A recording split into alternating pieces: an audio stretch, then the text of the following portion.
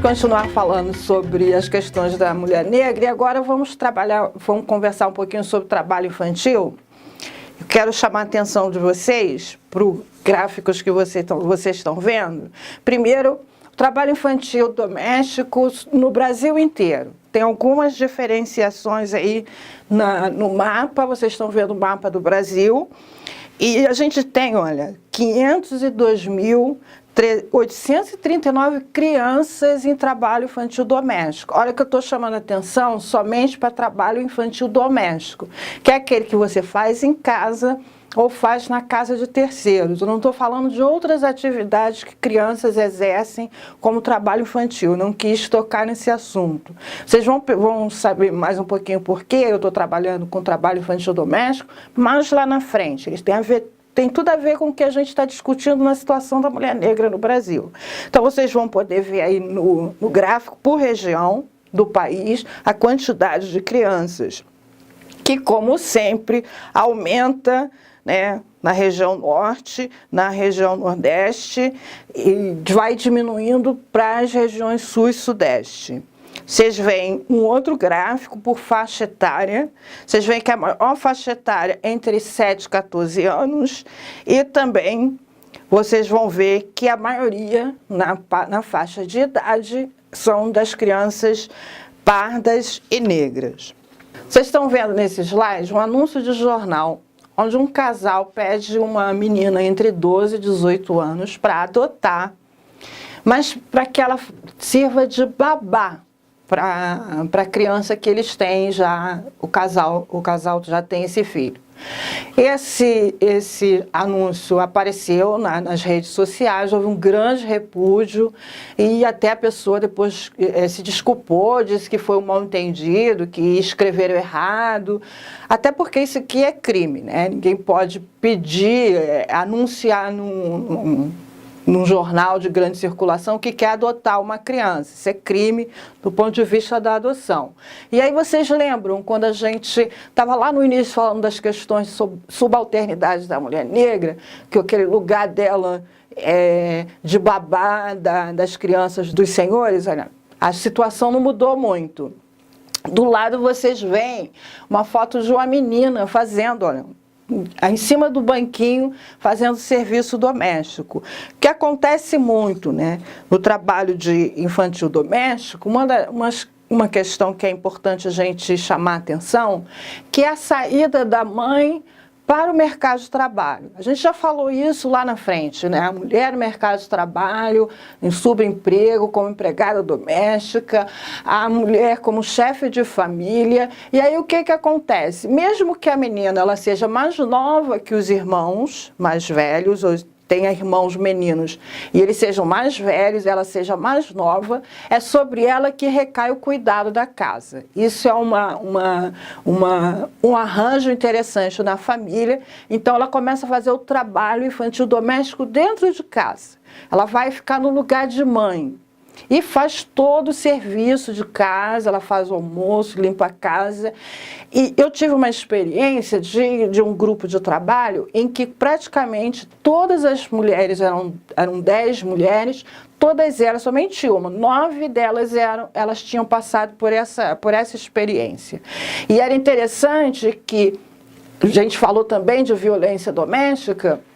O que acontecia? Essas meninas assumiam o lugar de mãe.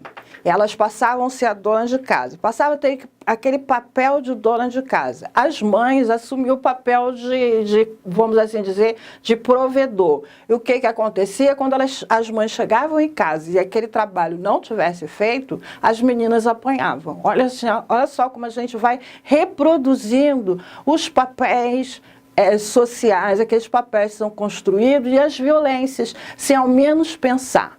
E aí, uma das causas é a pobreza e o perfil da família, que a gente está falando aí, a família monoparental, a mãe que precisa sair para trabalhar, às vezes mesmo com o pai, a mãe precisa sair para trabalhar, e essa menina assume esse papel de ser a mãe, de ser a cuidadora da casa, má qualidade de educação, que não interessa. Então, que acontece? Nesse caso, a menina vai trabalhar na casa de terceiros para poder ajudar na complementação da renda familiar.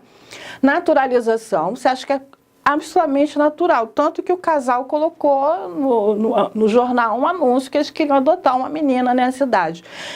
Que é até um estudo sobre isso, sobre o perfil de crianças adotadas, se adota muito menina nessa idade. O pessoal não sabe muito bem por quê, mas talvez uma das hipóteses seja essa de você poder adotar uma menina para que ela possa servir ali de cuidadora da casa, assumir esse papel doméstico da casa, né?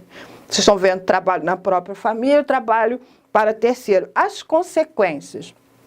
Primeiro são nos aspectos físicos, né? Às vezes a menina é muito pequena, vocês viram ali a idade delas, são das que trabalham, a maioria muito pequena, então você cuidar de uma casa, tanto dentro de casa quanto na casa de terceiros, fazer limpeza, fazer todo aquele tipo de trabalho necessário, é muito desgastante, então você tem o prejuízo físico e também outros trabalhos que são insalubres para a criança, você tem os impactos psicológicos que são muito grandes. Como eu estava falando para vocês, eu tive essa experiência com um grupo de trabalho em que das 10 mulheres que eu trabalhei, 9 elas tinham passado pelo trabalho doméstico infantil. E isso afetou psicologicamente todas elas. Havia uma relação ruim com a mãe, havia um ressentimento de que por que elas tinham que ficar com aquele trabalho, quando, por exemplo, elas tinham um irmão mais velho que poderia ficar, e esse trabalho todo ficava a cargo delas. Elas ficaram muito magoadas com as surras que elas levavam e com a oportunidade da vida perdida. O que acontecia? Elas perdiam a infância, paravam de brincar para assumir esse papel de mãe, para assumir esse papel de dona de casa, o que levava a deixar a escola. E o que acabava acontecendo? As meninas, elas casam cedo, elas chegaram a conversar isso comigo abertamente, que uma das formas de sair daquela situação, de ficar sendo a dona da casa, a mãe dos irmãos, a responsável pela família, era casando cedo. Então elas casavam cedo, arrumavam namorado, engravidavam e iam na tentativa de sair de casa. A maioria das vezes era uma tentativa frustrada, porque elas acabavam voltando com mais um filho ou dois, ou permaneciam em relações que, na maioria das vezes, não davam certo, onde elas sofriam violência. Então você acaba sempre repetindo a mesma história. Já falei que elas deixam de estudar, que mais uma vez, vamos voltar lá no nível educacional das mulheres negras. Mais uma vez, elas continuam com baixa escolaridade, o que vai levar com que elas estejam representadas no mercado de trabalho em subempregos. E aí, mais uma vez, elas crescem, têm filhos, vão ter que trabalhar e as filhas dela vão ocupar o lugar delas naquela mesma posição de cuidadora do trabalho doméstico infantil dentro de casa ou na casa de terceiros. Então isso é uma questão muito importante, porque ela acaba envolvendo outras facetas que a gente já viu, que é a educação, a saúde, as condições de pobreza, a vulnerabilidade, que é o que a gente vai falar agora. Vocês têm diante de vocês uma música dos Titãs, Comida. É interessante para a gente refletir, porque pobreza ela é uma definição multifacetada. Você pode definir pobreza por vários ângulos. Então, é uma discussão que não se chega a uma conclusão sobre ela. Porque você não pode dizer assim, pobreza é isso. Você pode dizer que pobreza pela questão econômica, ou seja, pela uma questão de renda familiar. Você pode ver a pobreza por uma questão do consumo, aquilo que você pode ou não consumir. Você pode ver pobreza de uma forma mais ampla, como mostra aqui na nossa música dos Titãs, quando ele diz que a gente não quer só comer, a gente quer cultura, quer arte, né? Que a gente quer diversão, quer balé. Então, são várias coisas que podem fazer com que a gente possa olhar e entender a pobreza por vários ângulos, não só do consumo e da renda, mas também do acesso à diversão, acesso à cultura, acesso ao lazer, acesso aos direitos básicos de morar, de habitar em condições de higiene adequadas, de estudar, de ter acesso aos direitos básicos que eu já falei para vocês. Vão dar uma olhada lá na nossa Constituição e ver que direitos nós temos,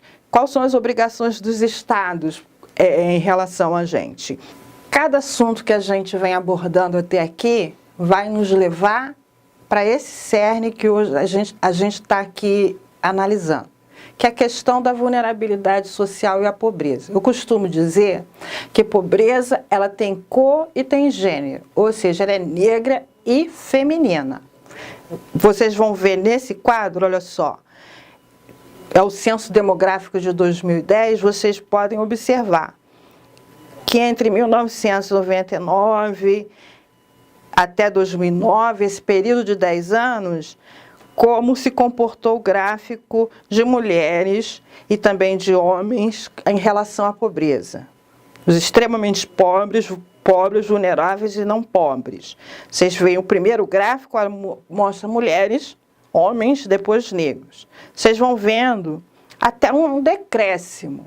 A gente vai falar sobre isso um pouquinho lá na frente. Vocês podem prestar atenção. Aí, quando a gente vai ver, eu quero que você preste atenção aqui na continuidade, que é as mulheres negras e as mulheres brancas. Vocês vão ver, olha só, as mulheres brancas extremamente pobres são muito poucas em 99. E continua vulneráveis, elas são na mesma proporção, e não pobre, elas são uma maioria. Mas se vocês olharem, olha só, as mulheres negras, elas vão de 16% para 2009 para 13%. Então, o que eu estou querendo mostrar para vocês? Que as políticas que a gente vem implementando no país, políticas sociais, elas têm tido resultado. Já disse que 400 anos de escravidão, 400 anos de uma vida de miséria que nós vivemos, em 12 anos, acho que nem 20 a gente consegue reverter. Mas o quadro mudou.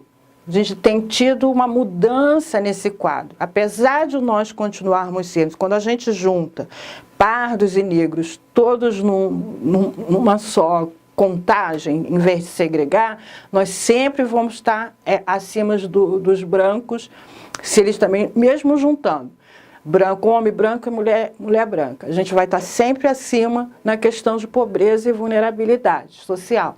Mas mesmo assim, tem havido um decréscimo dessa situação. Mas nós ainda somos milhões e milhões de pessoas em situação de pobreza. O outro gráfico também vai mostrar isso para vocês, olha. Isso aí é do programa Brasil Sem Miséria, de 2009, e ele vai mostrar para vocês o gráfico entre mulheres brancas e mulheres negras. E vocês vão ver aí a maior porcentagem de mulheres negras na situação de vulnerabilidade. Se você quiser consultar melhor esse gráficos e outros, você pode dar uma olhada nesse site do IPEA, onde ele coloca a situação de desigualdade. Então, mesmo com as mudanças que nós estamos tendo nesses últimos anos, e a gente está vivendo um momento de dificuldade muito grande, nós tivemos avanços nessa área. Mas ainda são tímidos, nós ainda temos muitas mulheres negras, a população negra em geral e as mulheres negras de forma específica em situação de extrema pobreza e vulnerabilidade social.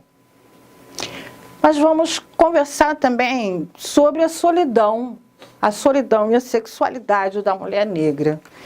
Vocês viram que elas são maioria na chefia de casa, mas eu fiz uma pergunta bastante incômoda para vocês aí nesse slide, né? Que eu pedi para vocês pensarem um pouquinho. Por quê? Olha só, os homens negros, quando eles ascendem socialmente, eles casam com mulheres brancas.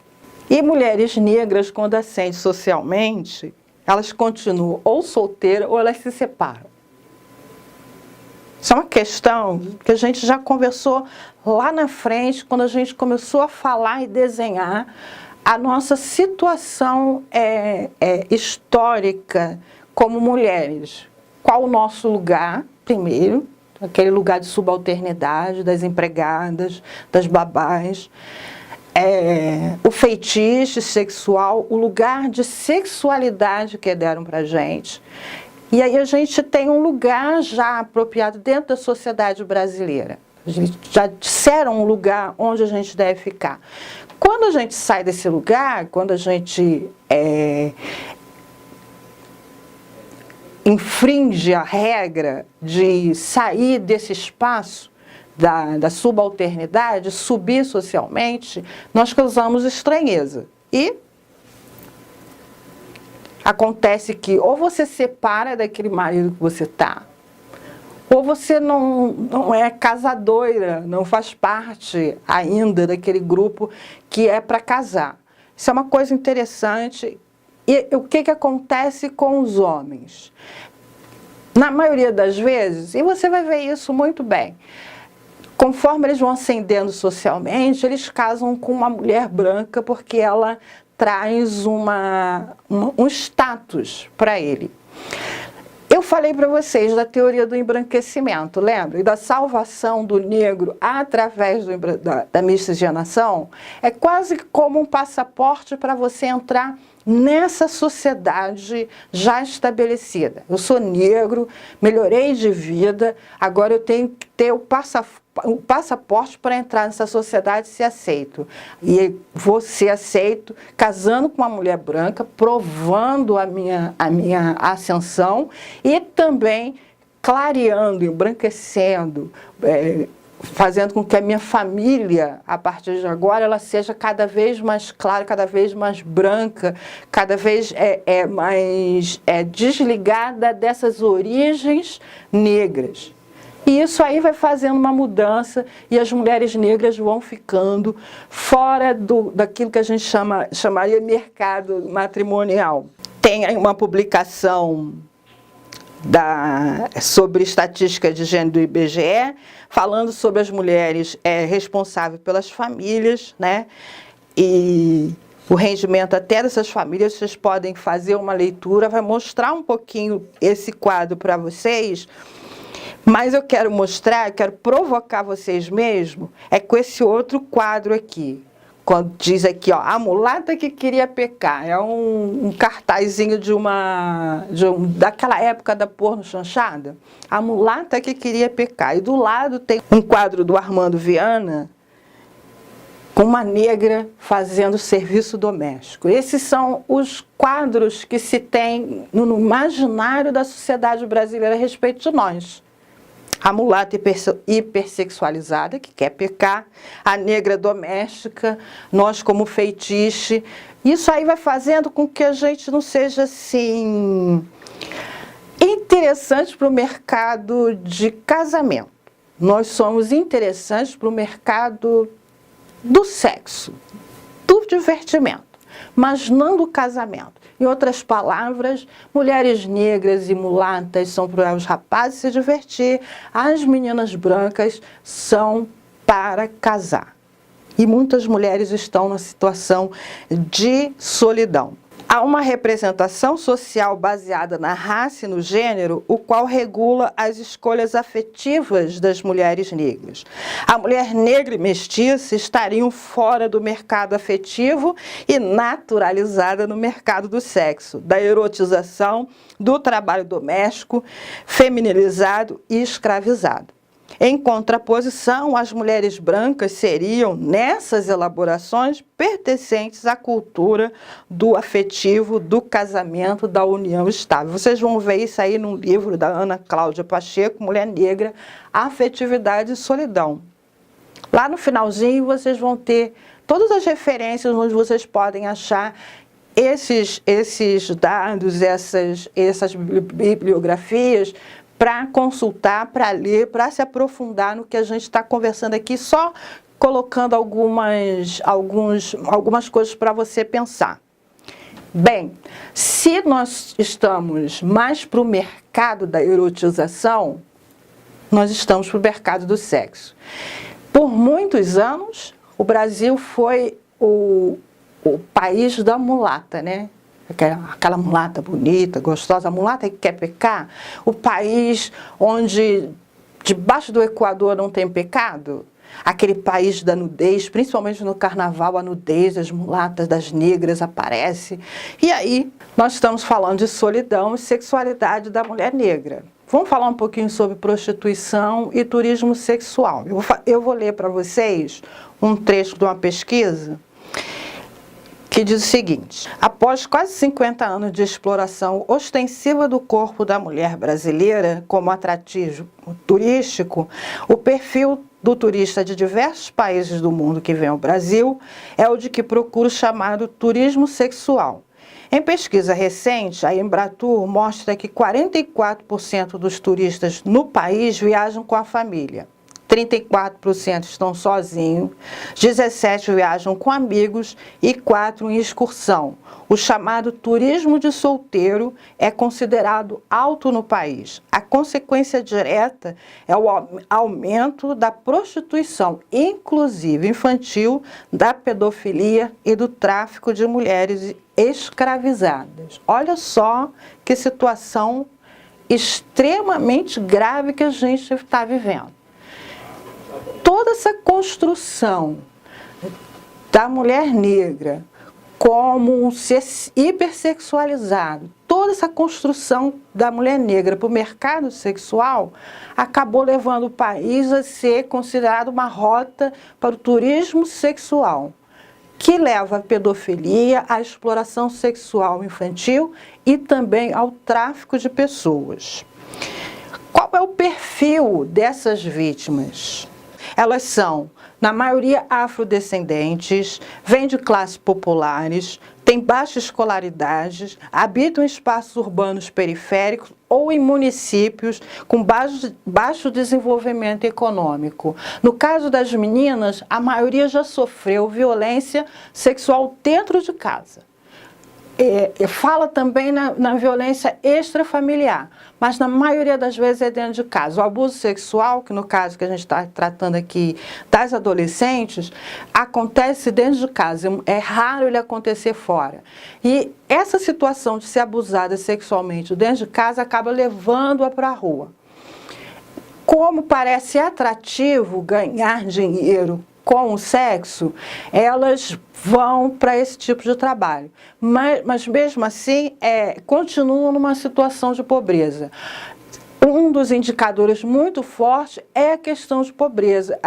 Há lugares em que realmente os pais vendem as filhas por situação de extrema miséria.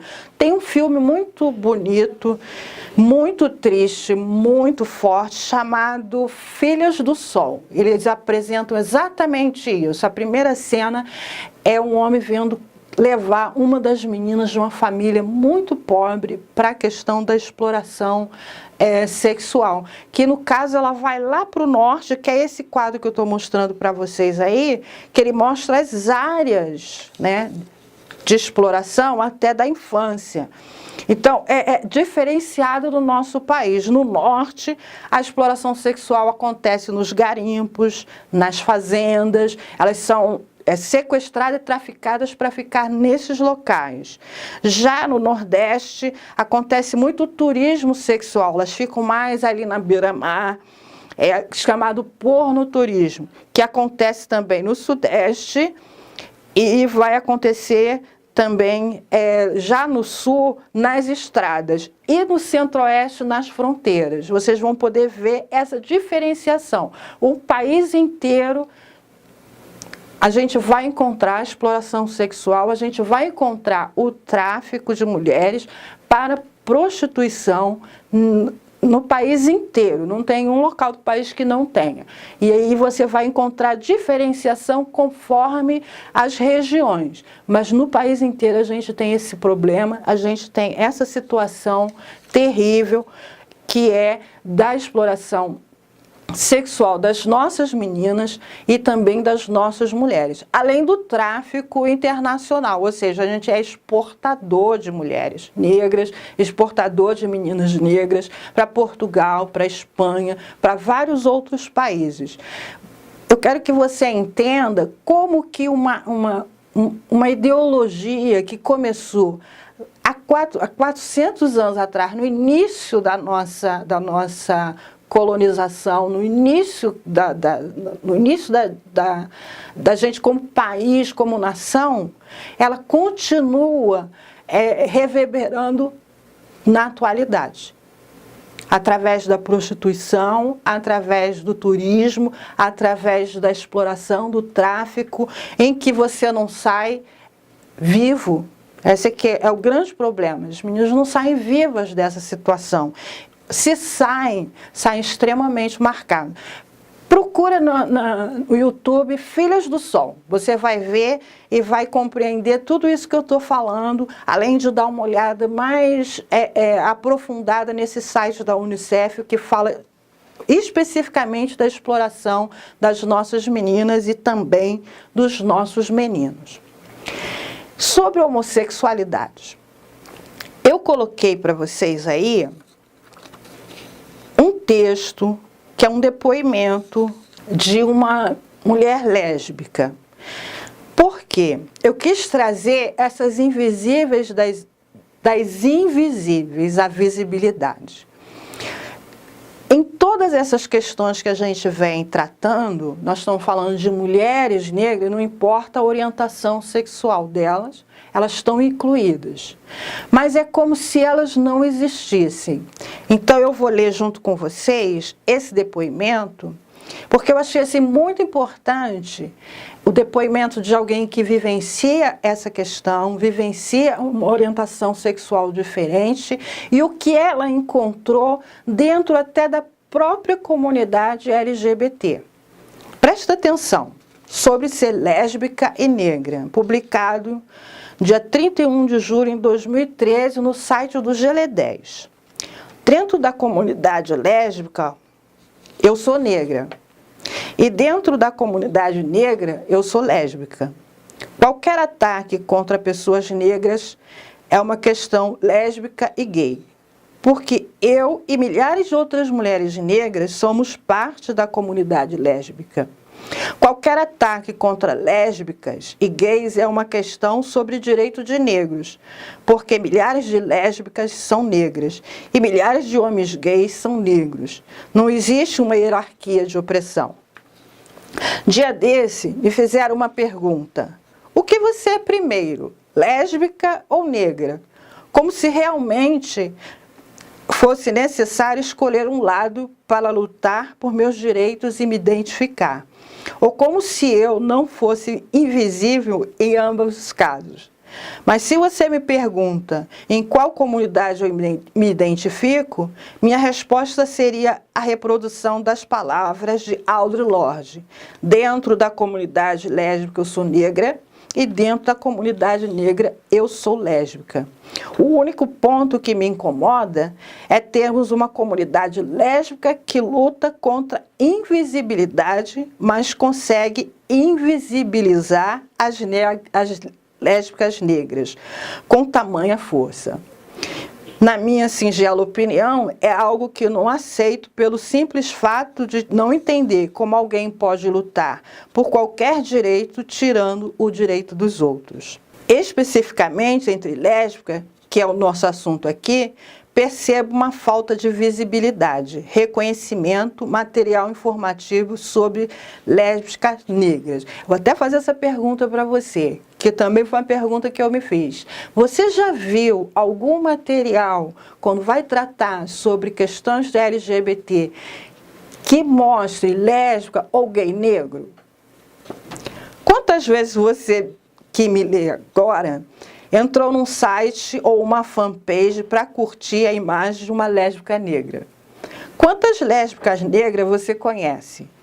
Quantas postagens lésbicas negras lhe foram apresentadas na sua série preferida? Ela fala aqui o nome da série. Hoje, dia 25 de julho, é o Dia da Mulher Afro-Latino-Americana. Ela escreveu isso nesse dia, e caribenha. Data criada em 1992, durante o primeiro encontro das mulheres afro-latino-americanas e afro-caribenhas em Santo Domingos, República Dominicana. Estipulou-se que esse dia seria o marco internacional da luta e da resistência da mulher negra. Desde então, a sociedade civil e o governo têm atuado para consolidar e dar visibilidade a essa data, tendo em conta a condição de opressão de gênero e racial étnica em que vivem estas mulheres, explícita em muitas situações cotidianas. Em 2010, me entendi como lésbica e minha primeira atitude com relação a este meu entendimento foi me informar a respeito de um mundo que até aquele momento não era meu. Busquei livros, informações na internet, pessoas, referências, imagens e em nada eu encontrei, me permitiu algum tipo de identificação. Eu não sou lésbica novinha vestida de Shein. Não sou a moça vegetariana que anda com cabelos voaçantes na bicicleta e nem aquele casal simpático com o cabelo de uma trançado no cabelo da outra, mostrando uma união infinita. Ficou na época e existe até hoje uma inquietude sobre por que tantos estereótipos em meio a uma comunidade já tão estereotipada. Encontrei no meio das mulheres lésbicas os mesmos clichês de uma comunidade que vê a mulher negra como objeto, um bundão, um peitão para sexo 24 horas por dia. Encontrei meninas com nojo de mulheres negras e contei piadas sobre cabelos duros. Esse grifo é meu. Você que me lê agora é assim também? A cor da nossa pele te incomoda? Se apaixonar por uma mulher negra está fora dos seus padrões? Qual é o seu estereótipo de mulher negra? Você já experimentou digitar no Google lésbicas famosas e comparar com o que acontece quando você digita lésbicas negras famosas? Faça esse teste. Muitas vezes preferimos varrer nossos preconceitos para debaixo do tapete, quando na verdade deveríamos tirá-lo do cantinho seguro e vencê-lo. Hoje, um dia tão importante para mulheres negras, eu proponho a todas as mulheres negras que leem blog que se apresentem, se assumam, não apenas lésbicas, mas negras. E deixo um convite para que possamos debater essa questão aqui no site. Deixa a pergunta: o que é ser lésbica e negra? Quais nossos maiores desafios? Eu tenho orgulho da mulher que sou, negra, lésbica, e apesar dos inúmeros desafios e de todo preconceito, nada vai me fazer abrir mão dos espaços que eu conquistei, das pessoas que eu cativei e do direito a ter direitos e lutar como tantas outras mulheres negras. Eu quis fazer essa leitura porque eu achei muito contundente. O que é ser uma mulher lésbica e negra? É uma pergunta que ela faz. Eu achei interessante e grifei que ela encontrou dentro de uma comunidade que já sofre preconceito, os mesmos preconceitos na nossa sociedade geral, vamos assim dizer. É uma pergunta, é uma inquietação. Como é que nós, como mulheres negras, dentro do movimento negro, como é que nós, dentro dos movimentos LGBTs, estamos tratando essa questão? Quando ela faz essa pergunta, quantas negras lésbicas famosas você vê? Eu realmente parei para pensar, realmente eu nunca vi, eu não me lembro. Quantas vezes você vê campanha com mulheres negras, também não me lembro. Eu tenho visto isso ultimamente, mas se eu for mais um pouquinho para trás, uns 4 anos atrás, não vou encontrar isso não. É uma questão para a gente pensar, porque você tem como completamente invisível esse grupo de mulheres. Aquele preconceito que se tem, eu ouvi uma vez de uma pessoa, assim, que ser gay, tá bom, um homem branco ser gay estava bem, mas um negro era um absurdo. Então, acho que a mesma coisa passa na cabeça das pessoas. Ser gay, uma mulher branca, tudo bem, mas uma mulher negra ser gay, não pode. Porque ela já tem um espaço para ser do mercado sexual para os brancos. E aí fica a nossa dica de pensamento, fica a nossa inquietação para os grupos LGBTs e para os movimentos negros sobre isso. Eu quis muito falar sobre dar esse depoimento, está colocado aí, vocês podem visitar o site, ler e pensar um pouquinho sobre isso. Nós vamos falar agora sobre encarceramento. A gente já está fechando, né, o nosso trabalho e a gente não pode esquecer das mulheres presas. Segundo dados recentes sobre a população carcerária no Brasil, estima-se que hoje nós temos por volta de 500 mil presos. Outros falam até de 700 mil. Desses 14 mil, ou seja, desses 500 ou 700 mil, 14 mil são mulheres. Houve um aumento de 74% de carcerados no Brasil. Entre as mulheres, houve um aumento de 146%. O perfil, vocês já sabem, elas possuem baixa escolaridade. São jovens, entre 18 e 34 anos, são negras. Hoje, no Brasil, 45% das mulheres encarceradas são negras ou pardas. Aí tem alguns gráficos para vocês verem que demonstram isso que a gente está falando. 45% das mulheres negras. Olha, 45% é só de mulher branca, mas aí você fazendo o desagregamento, pardas e negras, elas vão superar o número. E aí vocês veem do lado a condição dessas mulheres. A idade, como sempre, elas estão aí entre 18, 24, 30, 30 anos. São muito jovens essas mulheres. Com baixa escolaridade, a maioria tem um ensino fundamental incompleto. O tipo de delito, a maioria está envolvida com tráfico, e aí importante a gente pensar sobre isso.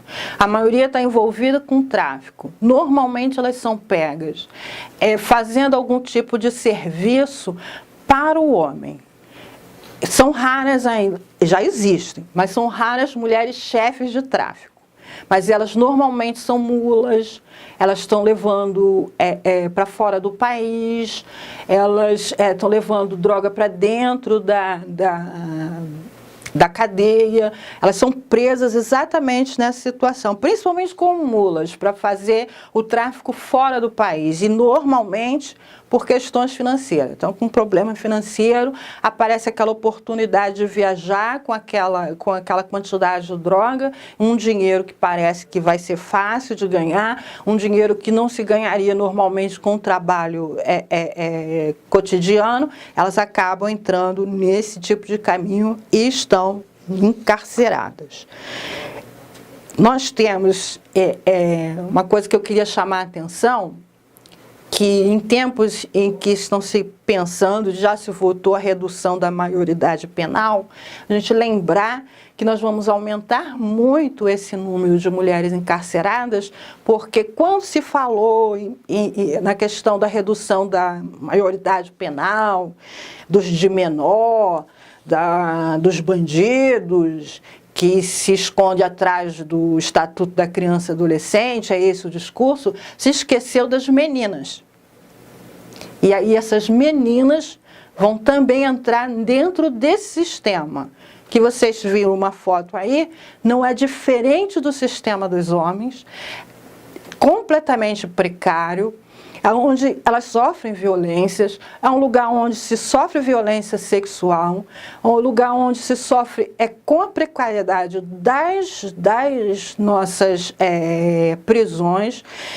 Houve uma denúncia que as mulheres estavam usando como absorvente íntimo, miolo de pão, porque não chegava absorvente para ela. Então, se a situação penitenciária das prisões dos homens são sub-humanas, e é um crime contra a humanidade desses homens, as condições também das mulheres não é diferente.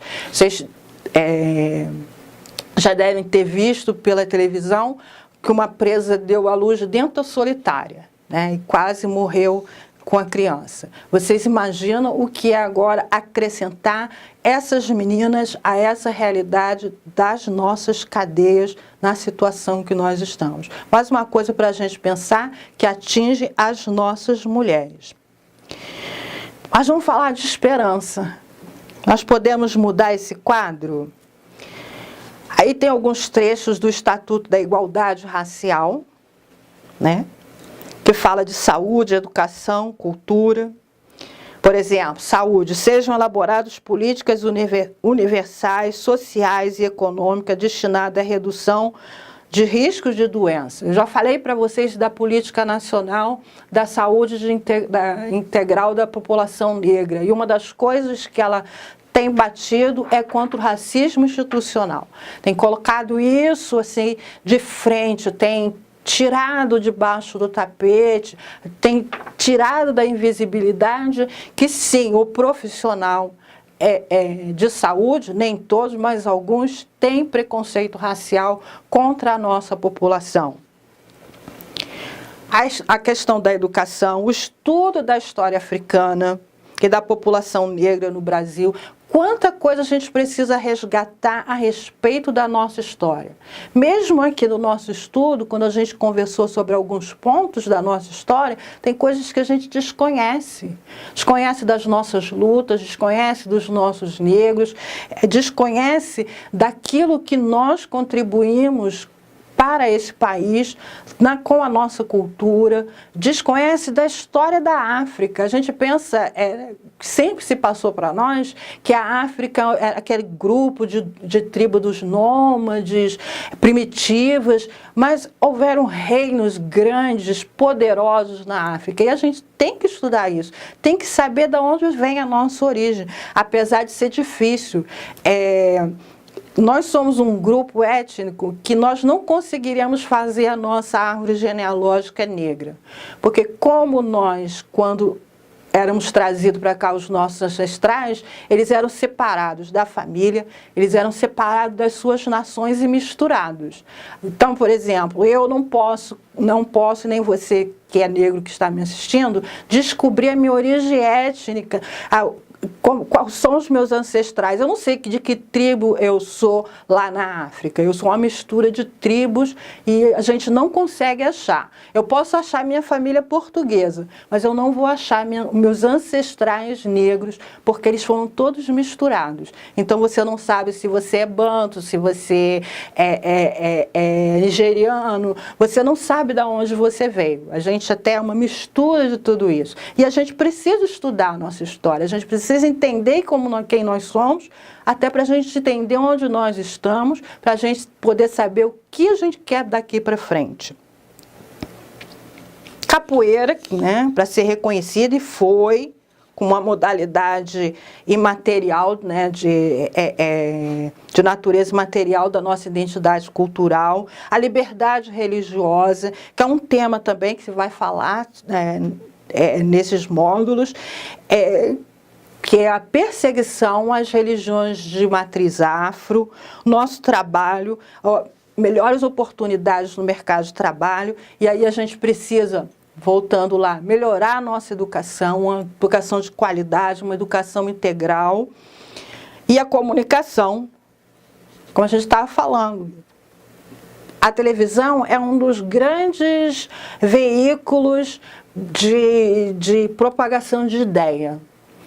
Quando você olha um ator negro, ele está sempre fazendo papel lá, ou ele é o bandido, Se é de época, ele é o escravo. Se ele não for bandido, ele ia morar na favela. Normalmente, se ele é um homem violento, ele é um homem bruto, ele é um homem sexualmente selvagem.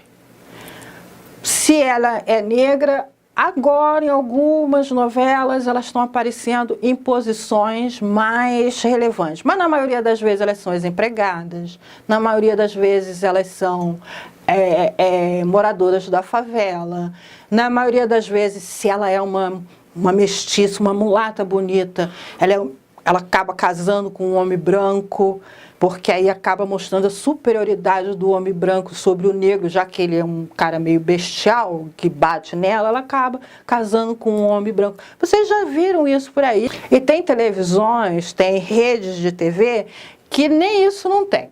Tem rede de TV que faz suas produções e que todo mundo é branco, até mesmo no Egito, que era negro, diga-se de passagem.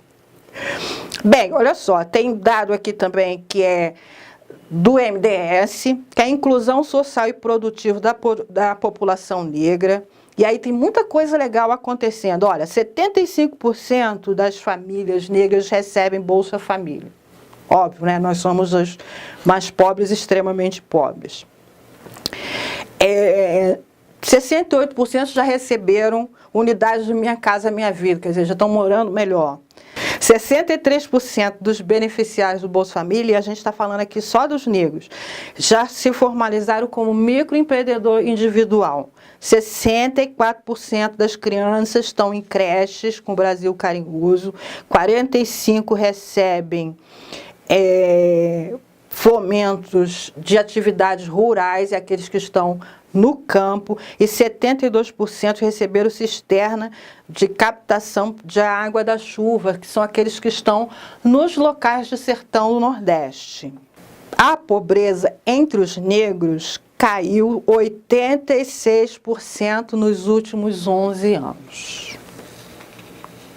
As ações do governo entre 2011 e 2014, e ele vai elencando aí, fez com que a pobreza entre nós caísse 86%. Vocês verem, eu vou repetir, 400 anos de escravidão, de tipo de modo de produção e de tratamento com o segmento social, não se muda em 10 anos. Isso aí é só o início e a gente precisa continuar. Políticas públicas com corte de gênero e raça fazem a diferença. Por isso é tão importante que os movimentos sociais, tanto na sociedade civil como dos partidos políticos, estejam conscientes da realidade do segmento em que militam, no nosso caso o movimento negro e mais especificamente a mulher negra. Podemos mudar esse quadro? E aí eu coloquei uma foto do Ubuntu. O que é o Ubuntu? Nada podemos fazer sozinho. A valorização da comunidade, da união, de esforços em detrimento ao individualismo, sempre foi a base da nossa cultura ancestral. Isso é Ubuntu. Você ou eu só podemos ser se nós formos juntos. Não existe forma individualizada para mudar o quadro social e econômico do nosso povo e das nossas mulheres. Isso requer união em nossas diversidades, compromisso em torno de pautas de superação e empoderamento, abraçar a causa por nós, para que todos nós possamos ser juntos. Ubuntu. Finalizando, o quarto compromisso programático do nosso partido é com a causa das populações negras, como parte fundamental da luta pela democracia, pela justiça social e a verdadeira unidade nacional. Este compromisso nós concretizamos no combate à discriminação social em todos os campos, especialmente na educação, da cultura e nas relações sociais e de trabalho. A democracia e a justiça só se realizarão plenamente quando forem erradicados de nossa sociedade todos os preconceitos raciais e forem abertas amplas oportunidades de acesso a todos, independente da cor e da situação de pobreza. Esse é o pensamento do nosso partido. Democracia só quando as barreiras do preconceito social, econômico e racial forem derrubadas. Então isso tem que alimentar a nossa militância, isso tem que alimentar os nossos ideais, isso tem que alimentar a nossa forma de ser no mundo como militante, como pessoa, na nossa comunidade, como político que representa o partido. Nós não podemos esquecer que a democracia verdadeira só vai existir quando não houver mais barreiras econômicas e sociais e barreiras raciais. Eu espero que vocês tenham gostado da gente ter conversado um pouco sobre a situação das mulheres negras. Em seguida você vai ver as referências bibliográficas e você pode entrar nesses sites e se aprofundar mais sobre o que nós estudamos. Eu fico muito feliz de ter passado esse tempo aqui com vocês e a gente se encontra num outro momento.